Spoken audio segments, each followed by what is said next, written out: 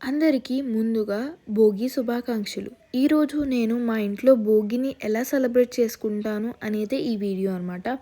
Firstly ముగ్గులు వేసిన తర్వాతకి ఇలా కడపలకి పసుపు రాయడం జరిగిందనమాట.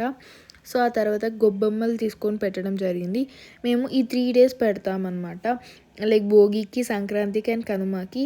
పసుపు పెట్టడం మాత్రం ప్రతి ఫెస్టివల్‌కి ఉంటదనమాట మా ఇంట్లో.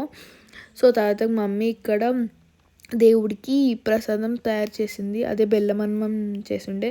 ఇక్కడ మంచిగా పూజ చేసుకొని ఇయర్ అంతా మంచిగా జరగాలని కోరుకుంటూ ఉండే అనమాట. సో, తర్వాతకి మమ్మీ ఏం స్పెషల్ చేసిందో అని చూస్తే ఇక్కడ టమాటా చారు చేసుండే. తర్వాతకి ఆల్ మిక్స్ వెజిటబుల్ కర్రీ చేసుండే. అదే అండి కలగూర. ఇది మెయిన్ కదా. సో, ఆ తర్వాతకి నైవేద్యం తినడం జరిగింది. నైవేద్యంతో పాటు కొబ్బరి కూడా తిన్నా అనమాట.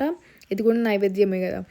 సో, తర్వాతకి పారాని పెట్టుకొని ఉండే. ఏమైనా ఫొటోస్ కానీ వీడియోస్ తీసుకుంటే మంచిగా ఉంటాయని చెప్పేసి. తర్వాత లంచ్ టైం అయిపోయింది. ఇంకా లంచ్ తినడం జరిగింది.